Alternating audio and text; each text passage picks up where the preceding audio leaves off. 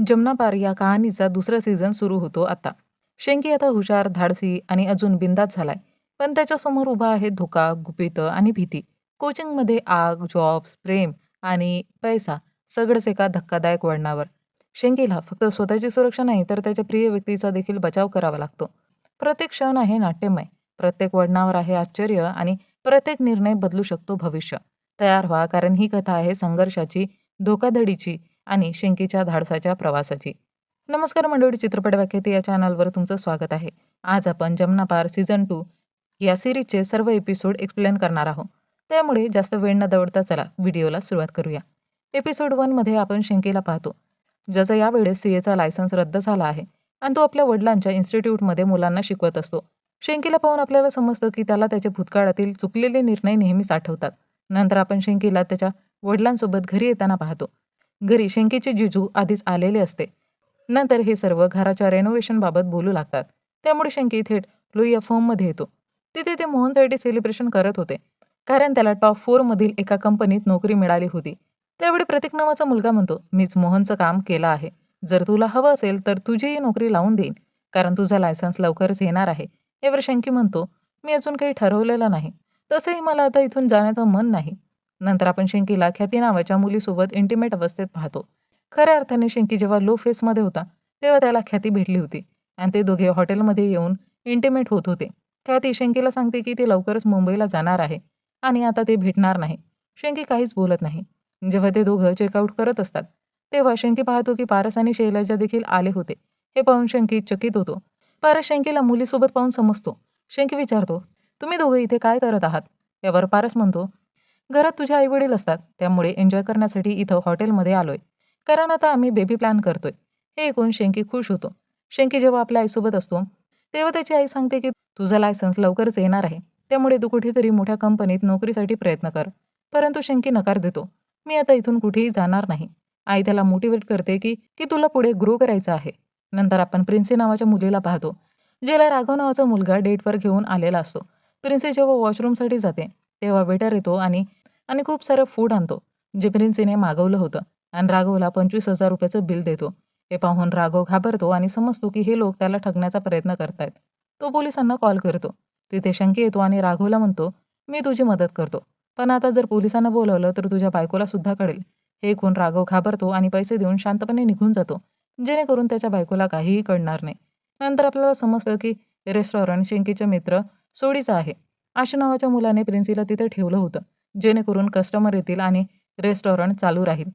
जेव्हा काही गडबड होते तेव्हा शेंकी त्यांची मदत करतो.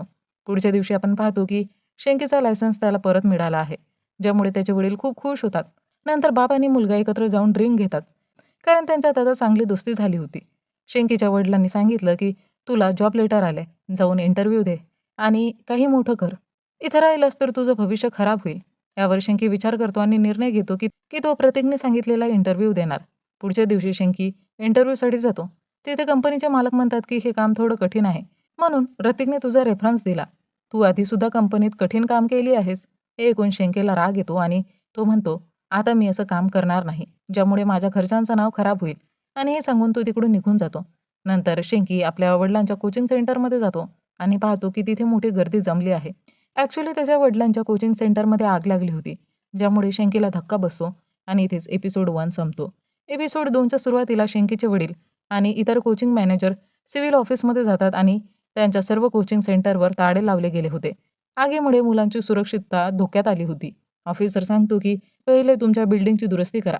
जेव्हा आम्हाला सगळं सुरक्षित वाटेल तेव्हाच कोचिंग चालवण्याची परवानगी दिली जाईल. हे ऐकून शेंकी आणि त्याचे वडील निघून जातात.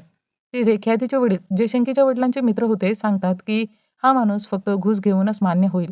त्यामुळे ते घूस देण्यासाठी जातात. त्यानंतर आपण अनकोचिंग नावाच्या इन्स्टिट्यूटला पाहतो, जो भारतभर जलद गतीने पसरत होता आणि ज्यामुळे अनेक कोचिंग सेंटर बंद झाले होते.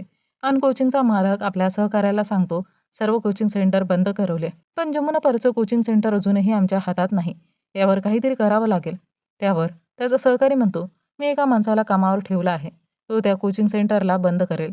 नंतर सारांश येतो आणि सांगतो, मी माझी चाल चालली आहे. आता तुम्ही बघत राहा पुढं काय होतं. प्रत्यक्षात आग त्यानेच लावली होती. शेंकी आपल्या कोचिंग सेंटरसाठी मिस्त्री बोलावतो, जो सांगतो की दुरुस्तीला ₹1,00,000 लागतील. हे ऐकून शेंकीला धक्काच बसतो. कारण एवढी मोठी रक्कम आता सध्या तरी त्याच्याकडे नाही. परंतु त्याचे वडील म्हणतात, "काम सुरू करा, मी बघतो." यानंतर शँकी इकडून-तिकडून पैसे जमवण्याचा प्रयत्न करतो. शँकी आपल्या जॉबसाठीही प्रयत्न करतो, परंतु त्याच्या खराब रेकॉर्डमुळे कुठेही नोकरी मिळत नाही. नंतर शँकी आपल्या मित्रासोबत घरी जात असतो. त्यावेळी त्याला प्रिन्सी घरी जाताना दिसते आणि शँकी तिला लिफ्ट देतो. प्रिन्सी अशा प्रकारे वागत होती की ती मुलांपासून दूरच राहते. शँकी तिला तिच्या एरियापर्यंत सोडतो. तेव्हा प्रिन्सी म्हणते, "तू लवकर इकडून निघून जा, नाहीतर काही लोक तुझ्या बाईकला पण लुटतील." प्रत्यक्षात प्रिन्सी खूप गरीब एरियात राहत होती. पुढच्या दिवशी शँकी आपल्या जिजूशी भेटतो आणि सांगतो, "जिजू, मला कोचिंग वाचवण्यासाठी ₹5,00,000 लागतील." जिजू लगेचच मान्य करतो आणि म्हणतो, "मी देईन." नंतर शँकी ख्यातीजवळ जातो आणि विचारतो, "तू माझा फोन का उचलत नाही?" ख्याती म्हणते, "आता आपल्याला दूर राहायला हवं, कारण मी लवकरच मुंबईला जाणार आहे." हे ऐकून शँकी शांतपणे निघून जातो. त्यानंतर शँकी घरी येतो आणि आपल्या वडिलांना सांगतो, की आपल्याला घरातही एक रूम बनवायला हवी, जेणेकरून आपण जास्त भाडेकरू ठेवू शकू. परंतु वडील म्हणतात, "सध्या खर्च खूप जास्त आहे, नंतर पाहू." शँकीने पैशाच्या व्यवस्थेसाठी आपली बाईकही विकली होती. नंतर शँकी पाहतो, की ज्याला ख्यातीच्या वडिलांनी घूस देण्याचा प्रयत्न केला होता, त्या ऑफिसरने मीडियामध्ये जाऊन सांगितलं, की जमुनापारचे लोक मला खरेदी करण्याचा प्रयत्न करत आहे. हे ऐकून शँकीला मोठा धक्का बसतो, कारण त्याच्यामुळे कोचिंगचं नाव खराब होणार होतं. त्याचवेळी आपण त्या ऑफिसरला पाहतो, ज्याला सारांश पैसे देत होता, जमुनापारच्या लोकांना त्रास देण्यासाठी, कारण त्याला कोणत्याही परिस्थितीत कोचिंग सेंटर बंद करायचं होतं. नंतर शँकी जेव्हा घरी येतो, तेव्हा त्याचे वडील विचारतात, "तू पारसकडून पैसे का मागितले?" "मी माझ्या जावयाच्या पैशांनी कोचिंग बनवणार नाही." यावर शँकीचं वडिलांशी भांडण होतं आणि तो बाहेर निघून जातो. यानंतर आपण पाहतो की शँकी आपल्या मित्राला भेटायला आला होता आणि तिथे प्रिन्सी आणखी एक बकरा घेऊन आली होती. प्रिन्सी जेव्हा ऑर्डर करते, तेव्हा आशू खुश होतो की आता पैसे येणार आहे. पण हा माणूस खूप काही मागवतो आणि जेव्हा हे लोक त्याला पैसे मागतात, तेव्हा तो बंदूक काढतो, जे पाहून सगळ्यांनाच धक्का बसतो. प्रत्यक्षात या माणसाचं नाव शौकत आहे, जो या भागचा कचरा किंग आहे. पण त्याला लक्षात आलं होतं की हे लोकांना फसवून लुटतात, म्हणून तो तिथे आला होता आणि यावरच एपिसोड 2 संपतो. एपिसोड 3च्या सुरुवातीला आपण पाहतो की शौकत या तीनही लोकांना आपल्या अड्ड्यावर घेऊन आला आहे. तिथे त्यांच्यासमोर एका माणसाला खूप वाईट पद्धतीने मारलं जात आहे. ॲक्चुअली शौकतला फसवणारे लोक आवडत नव्हते. हे सगळं पाहून हे लोक शौकतकडे माफी मागतात. "आता आम्हाला माफ करा, आम्ही कोणालाही लुटणार नाही." पण शौकत म्हणतो, "तुम्ही कामाचे लोक आहात. जर तुम्ही माझं काम केलं, तर पैशांसाठी कधीही रडण्याची गरज पडणार नाही." हे ऐकून भीतीने हे लोक मान्य करतात. घरी परत जाताना हे लोक विचार करतात, "आता आपण काय करणार?" कारण आपण मुसीबतमध्ये फसलो आहोत. नंतर आपण पाहतो की आज तो ऑफिसर त्यांच्या कोचिंगचं निरीक्षण करायला येतो. पण सर्व पाहून ते सगळे कोचिंग सेंटर सील करतो. हे पाहून सगळ्यांना धक्का बसतो आणि मोठा गोंधळ उडतो. नंतर शंकी जेव्हा घरी येतो, तेव्हा हे सर्व जाणून त्याचंही वडिलांशी भांडण होतं. त्यावर त्याचे वडील म्हणतात, "तू पैसे कमवायला लाग, म्हणजे आपल्याला काही टेन्शन होणार नाही." हे ऐकून शंकी काहीही बोलत नाही, कारण त्याला कुठेही नोकरी मिळत नव्हती. पुढच्या दिवशी शंकी लोहियाकडे जातो. पण लोहिया म्हणतो, "शंकी, उद्यापासून ऑफिसमध्ये येऊ नकोस, कारण तुझ्या येण्यामुळे माझे क्लायंट्स खराब होत आहे." म्हणून शंकी इथून सुद्धा निघून जातो. यानंतर शौकत या तीनही लोकांना पुन्हा आपल्या जवळ बोलावतो आणि त्यांना आपल्या कचऱ्याचे खाणी दाखवतो. यानंतर त्यांना तो सांगतो, की आपलं सर्वात जास्त नफा देणारं काम म्हणजे इलेक्ट्रॉनिक वेस्ट, ज्याला आपण पिक्सल म्हणतो, आणि यातूनच आपला व्यवसाय वाढवायचा आहे. शौकत त्यांना भाटे नावाच्या माणसाची फोटो दाखवतो. हा आपला रायव्हल आहे. एकदा या माणसाला माझ्याकडे घेऊन या, मग पहा मी काय करतो. हे ऐकून आशू आणि शंकी भीतीने मान्य होतात. नंतर हे लोक भाटीला प्रिन्सीच्या माध्यमातून फसवतात, जसं की ते पूर्वी इतरांशी करत होते. आणि त्या रेस्टॉरंटमध्ये शौकतचे लोकही भाटीला उचलण्यासाठी उपस्थित असतात. पण भाटीला थोडी शंका येते, म्हणून तो प्रिन्सीसोबत जाण्याचा निर्णय घेतो.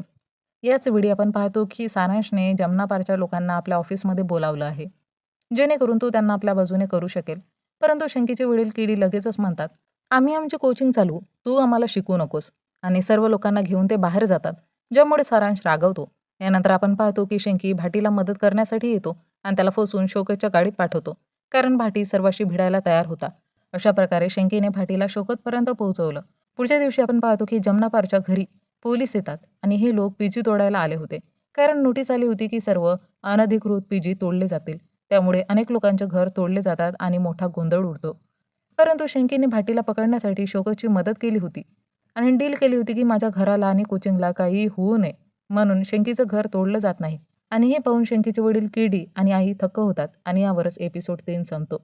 एपिसोड 4च्या सुरुवातीला शंकी आणि त्याची आई, ज्यांचं घर तोडलं गेलं होतं, त्यांच्यासाठी जेवण घेऊन जातात. परंतु हे लोक शंकीच्या घरच्यांवर रागावले होते. त्याने आधीच सेटिंग करून आपलं घर वाचवलं म्हणून. पुढच्या दिवशी पारस शैलजाला घेण्यासाठी येतो, कारण त्याने नोएडामध्ये एक फ्लॅट घेतला होता. जेणेकरून तो आपल्या बाळासोबत तिथं राहू शकेल आणि पुढे चांगल्या प्रकारे राहू शकेल. त्यावेळी शेंकीचे वडील विचारतात, "तू घर वाचवण्यासाठी काही केलं का?" शेंकी काहीही बोलत नाही आणि केडी आणि शेंकी यांच्यात भांडण होतं. कारण केडीला वाटत होतं की शेंकी परत कुठल्या चुकीच्या मार्गावर जाऊ नये. यानंतर शौकत शेंकीकडे येतो आणि म्हणतो, "तू कामाचा माणूस आहे. माझ्यासोबत जॉईन हो. कधीही प्रॉब्लेम येणार नाही." परंतु शेंकी त्याच्यासाठी तयार नव्हता. त्याच वेळी शेंकी पाहतो की त्याचे वडील तिथे उभे आहेत आणि कारमध्ये पाहत असते लगेचच शेंकीकडे येतात. शौकत शेंकीला वाचवण्यासाठी म्हणतो, "मी फक्त कॅब ड्रायव्हर आहे. सरांना सोडायला आलो होतो." आणि त्यानंतर तो शेंकीला सोडून निघून जातो. पुढच्या दिवशी केडी आपल्या सोसायटीतील लोकांशी कोचिंग आणि घराची चर्चा करत होता. त्याचवेळी शेंकीचं एका सोसायटी मेंबरशी भांडण होतं. कारण शेंकी नेहमी स्वतःचीच चालवतो. ही गोष्ट केडीलाही आवडत नव्हती. त्यानंतर तोच ऑफिसर येतो आणि केडीच्या कोचिंगचे ताले उघडतो. बाकी लोक विचारतात, "आमची कोचिंग कधी ओपन होईल?" त्यावर ऑफिसर म्हणतो, "मला फक्त केडी सरांची कोचिंग उघडण्याचा आदेश आला होता." हे ऐकून बाकी लोक रागवतात कारण केडी नेहमीच वाचत असे. प्रत्यक्षात ही सगळी चाल सारांश रचत होता जमनापारच्या लोकांना आपसात लढवण्यासाठी. घरी शेंकी म्हणतो, "चला कोचिंग उघडूया." परंतु केटी म्हणतो, "जोपर्यंत सगळ्यांचे कोचिंग सेंटर उघडले जाणार नाही तोपर्यंत आपलं कोचिंगही बंद राहील." पुढच्या दिवशी शौकत आपल्या बर्थडे पार्टीसाठी शेंकी आणि त्याच्या मित्राला बोलावतो. तेव्हा शौकत विचारतो, "तू माझ्यासोबत जॉईन होण्याबाबत काय विचार केला?" शेंकी म्हणतो, "नंतर सांगतो." त्यानंतर काही मुलांचे पालक केडीकडे भेटायला येतात आणि म्हणतात, "मुलांच्या परीक्षा येत आहे. त्यांची तयारी झाली नाही तर शिक्षणाचा काय उपयोग?" त्यामुळे ते केडीकडे विनंती करतात की कोचिंग सेंटर उघडा. मुलांचे निराश चेहरे पाहून केडी हे मान्य होतो आणि दुसऱ्या दिवशी कोचिंग सुरू करतो. तरीही मोहल्ल्याचे बाकी लोक केडीवर रागावले होते. एक दिवस केडी शिकवत असताना 2 मुलं त्याच्या चेहऱ्यावर शाई फेकून पडतात. केडीला खूप वाईट वाटतं. तरीही तो शांत होत मुलांना शिकवत राहतो. शेंकी सुद्धा त्याच्यासोबत मुलांना शिकवत राहतो. एक दिवस शेंकी आपल्या शेजाऱ्यांना जेवण देण्यासाठी जातो, पण ते नाकारतात. त्यामुळे शेंकी जेवण गाईला देतो. त्याच वेळी त्याला प्रिन्सी भेटते, जी भुकेली होती. शेंकी तिला जेवण देतो आणि प्रिन्सी त्याला एक छान ठिकाणी घेऊन जाते, जिथे ते दोघं एकत्र जेवतात. तिथे आपल्याला लक्षात येतं की प्रिन्सीला शेंकी आवडायला लागला आहे. ते दोघे बराच वेळ गप्पा मारतात आणि प्रिन्सी उरलेलं जेवण आपल्या वडिलांना देण्यासाठी घेऊन जाते, कारण ती खूप गरीब होती. यानंतर मुलांचे निकाल येतात आणि जेव्हा न्यूजवर केडीला विचारतात, "तुम्ही मुलांना कसं शिकवलं?" केडी जमनापारच्या लोकांचं नाव घेऊन सांगतो, "आम्ही सगळ्यांनी मिळून मेहनत केली." शेंकीला हे आवडत नाही. सारांश म्हणत होता की आपण अनेक युक्त्या वापरल्या, पण जमनापारचे लोक परत एकत्र झाले. यावर सारांश विचार करतो. यानंतर केडीकडे प्रभाकर नावाचा माणूस येतो आणि म्हणतो, "तुम्ही मुलांना शिकवल्यामुळे आपल्या लोकांची प्रतिष्ठा वाचली. त्यामुळे मोहल्ल्याचे लोक तुमच्यावर रागवले नाहीत." तसंच तो सांगतो की केडीवर जी इंक फेकली गेली होती ती त्याच्या कोचिंगच्या मुलांनी फेकली होती. केडी म्हणतो काही हरकत नाही, पण शेंकीला मात्र राग येतो. रात्री जेव्हा सर्व लोक झोपायला जातात तेव्हा मोहल्ल्याचे लोक घरावर दगडफेक करतात. सोडी येतो आणि सांगतो की काही लोकांनी प्रभाकरला उचललं आहे आणि प्रभाकरवर हल्ला केला आहे. त्यामुळे मोहल्ल्याचे लोक समजतात की हे सर्व केडीने केलं आहे. शेंकी आपल्या घरच्यांना घेऊन तिथून निघून जातो कारण मोहल्ल्याचे लोक काहीही ऐकणार नाहीत. यावरच एपिसोड 4 संपतो. एपिसोड 5च्या सुरुवातीला शेंकी आपल्या आई-वडिलांना पारसच्या घरी घेऊन जातो. यानंतर जेव्हा शेंकी आपल्या कामासाठी जातो, तेव्हा केडी विचारतो, "तू कोणत्या क्लायंटसह काम करतोय? मला सुद्धा सांग." पण शेंकी काहीही सांगत नाही. शेंकी थेट शौकतकडे जातो आणि म्हणतो, "मी तुमच्यासोबत काम करण्यास तयार आहे, कारण पैसे असल्याशिवाय काही होणार नाही." इथे लक्षात येतं की शेंकीनेच त्या मुलांबाबत शौकतला सांगितलं होतं, ज्यामुळे शौकतने प्रभाकरला मारलं होतं, जेणेकरून तो केडीला त्रास देणार नाही. शौकत म्हणतो, "एकदा विचार करून बघ. मी कबाडीवाला माणूस आहे. पैसाही आहे, पॉवरही आहे. पण माझी कोणी इज्जत करत नाही." यावर शेंकी म्हणतो, "आपण मिळून काहीतरी करू." आणि तो त्याला जॉईन करतो. शौकत आपल्या लोकांना सांगतो आणि शेंकीला काम समजावून सांगतो. प्रत्यक्षात इथे पिक्सल येतात, जसे मदरबोर्ड वगैरे, आणि त्यामधून चांगले पिक्सल बाजूला ठेवून योग्य किमतीत विकले जातात. शेंकी एका दुकानात जाऊन ते विकतो. परंतु दुकानदार सांगतो, "तुमचे पिक्सल बेकार आहेत. एकही कामाचा नाही आणि सर्व गोल्ड पिन गायब आहेत." यावर शेंकी फॅक्टरीमध्ये जातो आणि पाहतो की खरी गोष्ट काय आहे. एकही गोल्ड पिन नव्हता. म्हणजे नक्कीच कोणीतरी त्याची चोरी करत होते. शेंकी आणि त्याचे मित्र रात्री फॅक्टरीमध्ये जातात आणि पाहतात की काही लोक मदरबोर्डमधून गोल्ड पिन काढत आहे. हे पाहून त्याचे होश उडतात. प्रत्यक्षात हे काम शौकतचाच खास माणूस रमणी करत होता, ज्याची शौकतलाही कल्पना नव्हती. यानंतर शेंकी शौकतकडे जातो आणि शौकत म्हणतो, "मला गव्हर्नमेंट ऑथराइज्ड डीलर बनायचं आहे, जेणेकरून माझ्यावरचा कचरावाला टॅग नाहीसा होईल. माझा धंदा सध्या खूप वाईट चालतोय, कारण माझे सर्व पिक्सल बेकार येत आहेत." शेंकी विचार करतो की रमणीबद्दल शौकतला सांगावे, पण तो सांगत नाही. नंतर हे 3 मित्र चर्चा करतात की शौकतला प्रूफ दाखवायचं, ज्यामुळे तो त्यांची गोष्ट मान्य करेल. पुढच्या दिवशी हे तिघं जण रमणीच्या लोकांच्या हातून पिक्सल काढतात जो पूर्णपणे ठीक होता आणि तो शौकतकडे दाखवायला नेतात. परंतु तिथे शौकतचे लोक एका माणसाला मारत होते, ज्याने रमणीवर आरोप केला होता. हे पाहून शंकी समजतो की रमणीबाबत शौकतला सांगता येणार नाही, म्हणून तो आपलं डोकं वापरतो. याच वेळी पारस आणि शैलजा आपल्या आईवडिलांना कोणत्या तरी बहाण्याने पार्कमध्ये पाठवतात, कारण आज त्यांना एकत्र वेळ घालवायचा होता. पार्कमध्ये केडी एका सोसायटीच्या व्यक्तीला भेटतो, ज्याचं नाव डॉक्टर महेंद्र होतं, आणि तो केडीशी बोलतो. केडी म्हणतो, मी माझ्या मुलीच्या घरी आलो आहो. शंकीची आई सोसायटीतील काही महिलांशी मैत्री करते. नंतर शंकी घरी येतो आणि पाहतो की पारस आणि शैलजा इंटिमेट झाले होते. त्यांच्या बोलण्यावरून कळतं की ते IVFद्वारे बाळ मिळवण्याचा प्रयत्न करत आहेत. शंकी हे ऐकतो आणि विचारतो, या सगळ्याची काय गरज? पारस म्हणतो, माझ्या घरच्या लोकांना बाळ हवं आहे आणि आता आम्हालाही बाळ हवं आहे. रात्री शंकी जुगाड करून त्या चोरलेल्या मदरबोर्डमधून एक लॅपटॉप बनवतो, जो खूप छान चालू लागतो. दुसऱ्या दिवशी शंकी तोच लॅपटॉप घेऊन शौकतकडे जातो आणि त्याला दाखवतो. त्याचबरोबर विचारतो, याचा किती दाम मिळेल? यावर रमणी म्हणतो, आरामात 25,000 सहज मिळतील.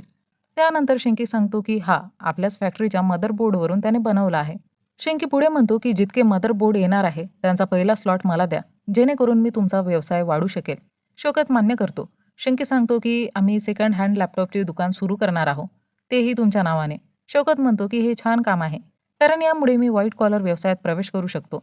परंतु ही गोष्ट रमणीकला आवडत नाही, कारण आता त्याचं गोल्ड पेन काढण्याचा प्लॅन बिघडला होता. काही दिवसात शंकी शौकतकडून दुकान उघडतो आणि या आनंदात शौकत त्यांना बराच पैसा देतो, ज्यामुळे शंकी खुश होतो. शंकी घरी येतो आणि पाहतो की रमणीक आलेला आहे आणि कदाचित त्याने केडीला सांगितलं आहे की शंकी कोणासोबत काम करत आहे. आणि यासोबतच एपिसोड 5 इथेच संपतो. एपिसोड 6ची सुरुवात होते जेव्हा शंकीचे आई वडील पाहायला येतात की शंकी सध्या काय काम करत आहे. सेकंड हँड लॅपटॉप पाहून त्यांना वाटतं की शंकी एक चांगला सीए असून देखील या कामांमध्ये गुंतला आहे. केडी म्हणतो की त्यांना फॅक्टरीही पाहायला हवी, जेणेकरून शंकी किती मोठ्या कंपनीत काम करत आहे हे त्यांना कळेल. शौकत हे ऐकून मान्य करतो. यानंतर पारस आणि शैलजा डॉक्टरकडे जातात. जेव्हा शंकी फॅक्टरीत असतो तेव्हा रमणीक येतो आणि एक स्लॉट माल घेऊन निघून जातो.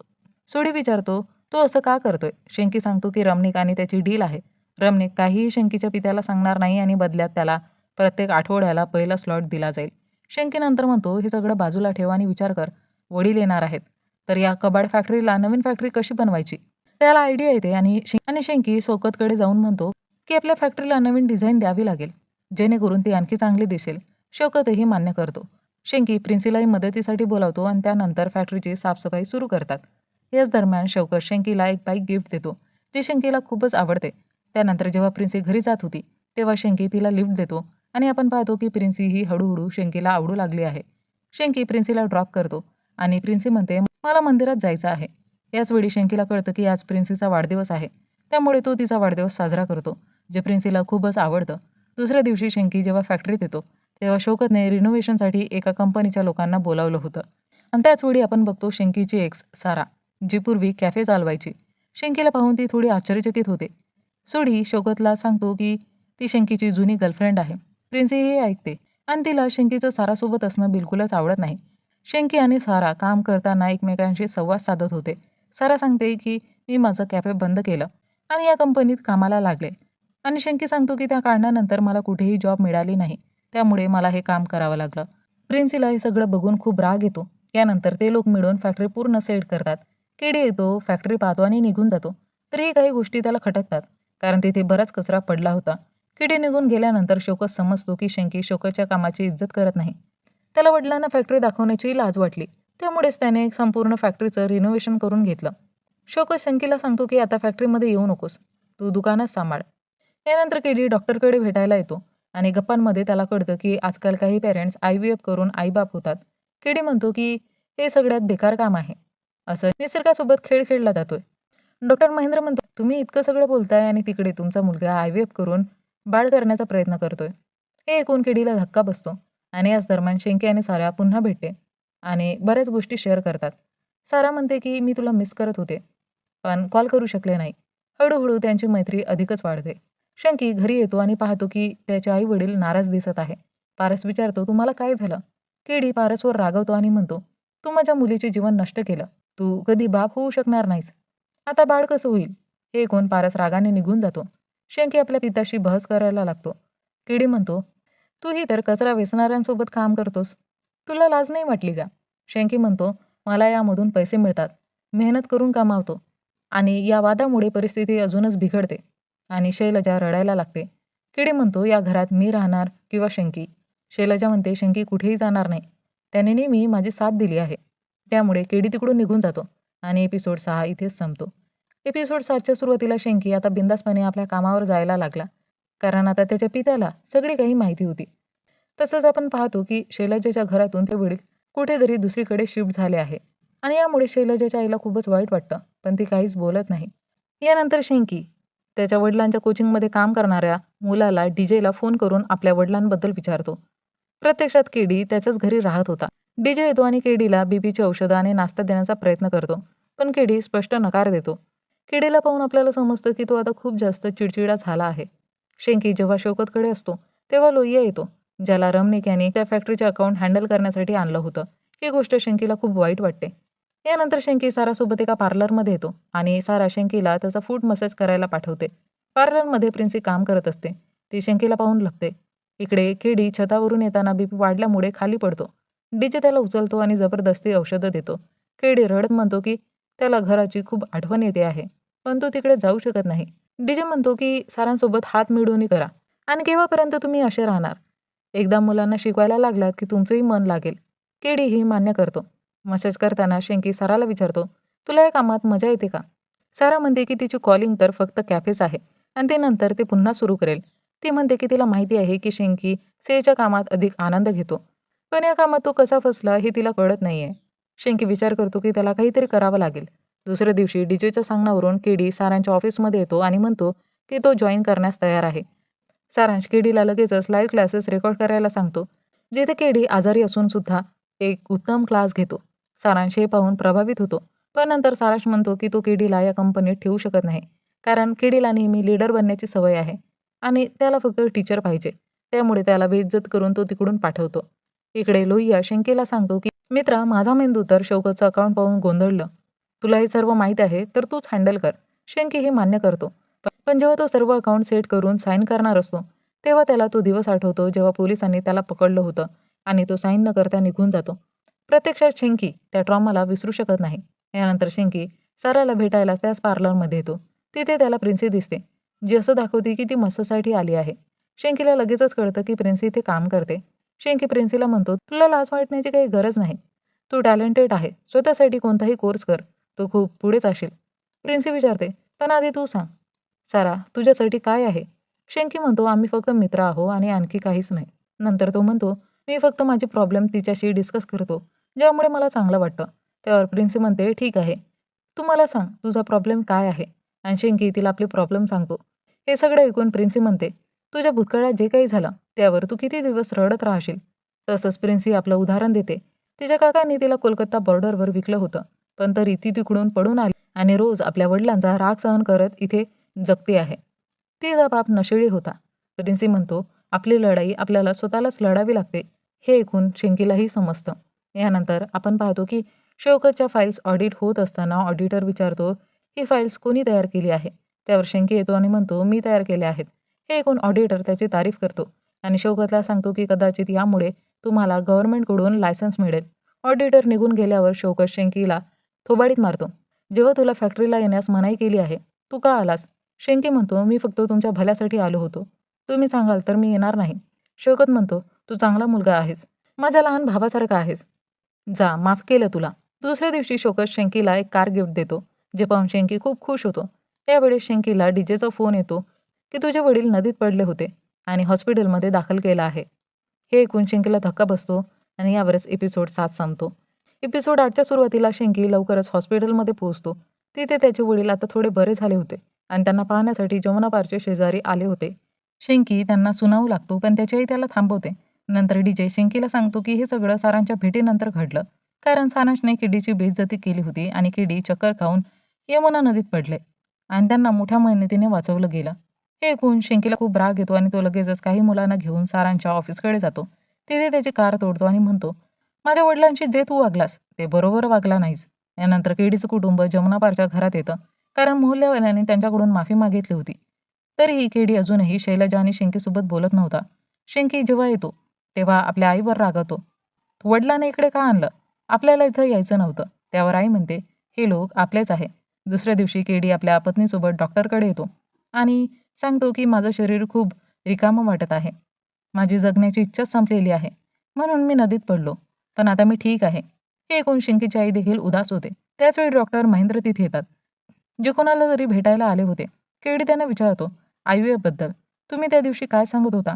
असं कोणतं रिझन आहे की ज्यामुळे माणूस बाप होऊ शकत नाही? मला पारसबद्दल जाणून घ्यायचं आहे. महेंद्र सांगतो की मी तुला एक गोष्ट सांगितलीच नाही.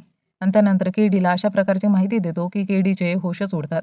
दरम्यान शिंकी आपल्या लोकांसह मिळून त्या लोकांबद्दल माहिती शोधत होता, ज्यांनी त्यांच्या कोचिंगला आग लावली होती.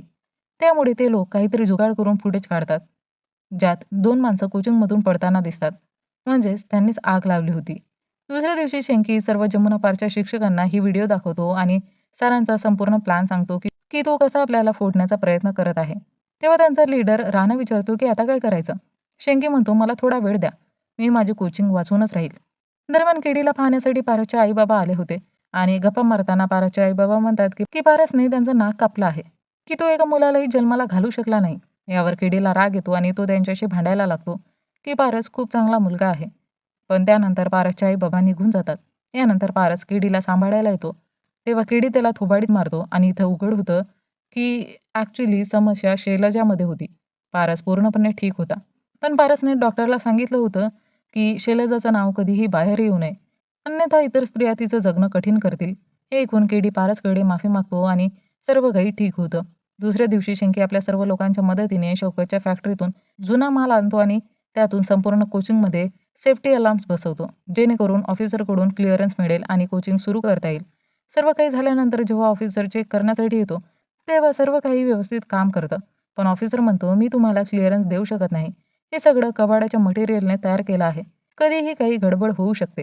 हे ऐकून शेंकी उदास होतो. दुसऱ्या दिवशी शेंकी शांत बसला असताना केडी त्याच्याकडे येतो आणि म्हणतो, तू हार मानू नकोस.